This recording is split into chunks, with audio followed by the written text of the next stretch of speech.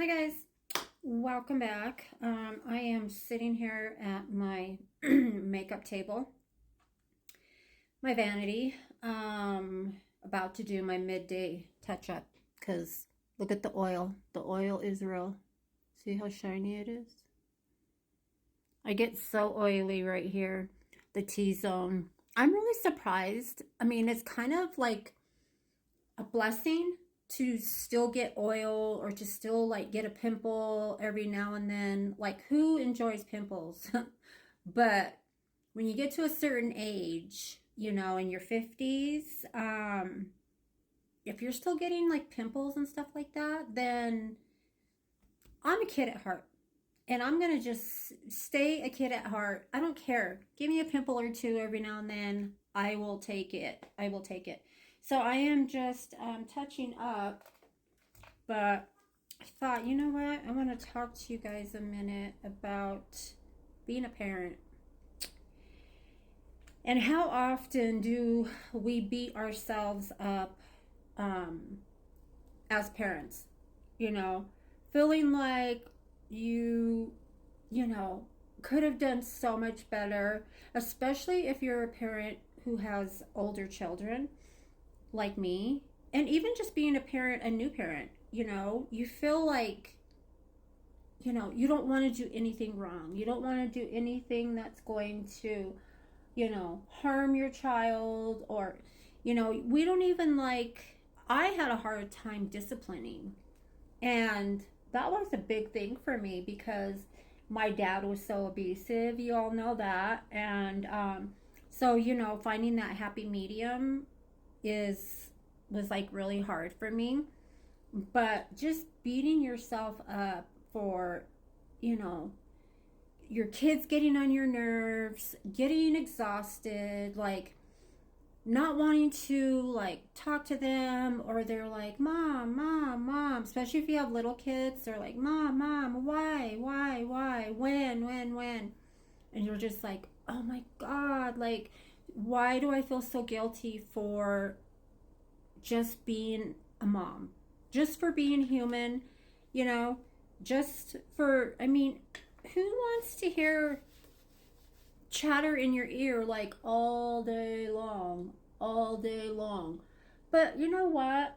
If you're a new mom, trust me, you're doing the best you can, and I'm sure of that because we all try to do the best jobs that we can. I can't imagine anybody wanting to do bad.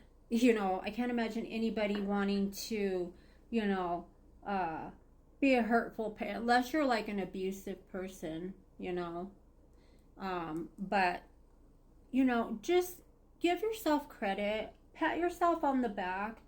It's okay if the house is messy. It's okay if you have dishes in your sink.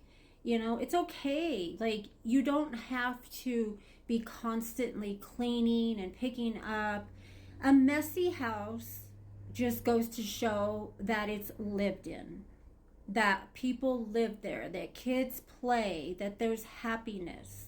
When you have a house and everything is like, everything has a place and it can't be out of place because there's so many people who are anal and don't want things moved, like, don't move this, like, oh, you moved it, now I gotta fix it. And that's not a happy house. I promise you, you walk into that house and you're not gonna feel love. So a messy house is okay. It's a compliment to you as a mom. It's okay to be tired. It's okay for your kids to get on your nerves. Like, it's okay. So you're going to go through life as your kids get older, and you're going to be still questioning, did I do the right thing? Am I doing the right thing? And there is no book on how to be a parent. There's no book. I mean, there's books where, like, people write about, things to say and things not to say to your kid. Kind of common sense things, but there's some parents who don't have a whole lot of common sense. But we're not talking about those people. We're just talking about just being a mom is hard. You know, we wear so many hats. Being a mom, you don't get to clock out at 5 o'clock. Like 5 o'clock comes, you're still a mom. 6 o'clock, 7 o'clock, 8 o'clock, bath time, dinner, food all over the floor. It's okay. You can pick it up. You can wipe it up. You can clean it off. You have a washing machine. You could throw it in the washer. Kids with stained clothes with Kool-Aid or, you know, fruit juice on their shirts from eating. My granddaughter likes to eat. She eats apple. Well, loves fruit. She loves fruit and vegetables, but she chews the apples, gets all the juice out of the apples, and then she spits them out. She's been actually spitting them out, like leaving little piles everywhere. So she's kind of into that little like testing phase. Um, she eats the little oranges, the little mandarin oranges, and she sucks all the juice out of those. And same with those. My daughter will put like a little plate for her to put them in, and sometimes she'll put them in there, most of the time. But when she's being ornery or tired and thinks it's funny, she'll throw them everywhere. So kids will test you. Kids are going to test you, but it's normal. It's normal. They get tired and grouchy too. They don't feel good a lot of the time, and they can't tell you. Like they can't say my back itches, mom. You know, and they're fussy and they're moving around. It's like their back itches, but they can't talk.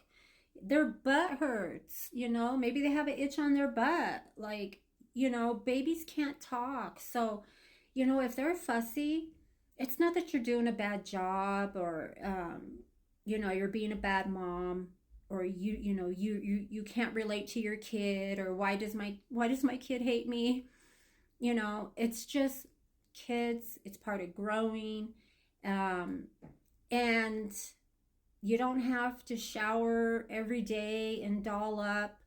It's okay to have days for just tomorrow's another day. Dishes can be washed tomorrow. The toys can be picked up and put away. Just don't beat yourself up. Okay? Because you have a lot of years if you have little ones. You have a lot of years to question your parenting. Well, I should have hit silent, but I didn't. So, anyway, hold the phone. I always forget to put my phone on silent when I'm doing videos. So, yeah, don't beat yourself up. Stay-at-home moms have the hardest jobs. Like I said, you can't clock out at 5 o'clock, and you have to get up at like 6 or 7 o'clock like you would if you were going to a job. And it's constant. My daughter is, I mean, she has a lot of things. She wears a lot of hats, and she's, you know, a small business owner, and she's got like all kinds of coals in the fire. So she's a go-getter, and she's a full-time mom and a wife. So it's hard. It's hard. And you don't get paid. You don't get paid for it. But don't beat yourself up. You know, if you're a stay-at-home mom, you deserve mental health days as well. You deserve to go get pampered, to, you know, go have your nails done, go get a massage. You know, you deserve actually more than moms at work. I worked for years. I worked a total of 36 years. I started working when I was 14 years old, and I never stopped until I had to medically retire from the cancer damage. So, but anyway, I just thought I would give you a little food for thought, little pep talk. Be proud of yourself. Moms, give yourself a pat on the back. You're doing it right. There's no right or wrong way, and you're going to have regrets no matter what.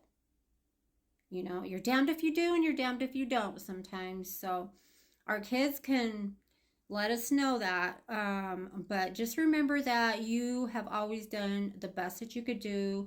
If we could do better, if I could go back, if I could have done better, I would have done better. Looking back now, I wished I would have done certain things better, but shoulda, woulda, coulda. Nothing you can do once, you know, just pray about it though. Make sure you have God in your life. That's important. Some people don't like that, but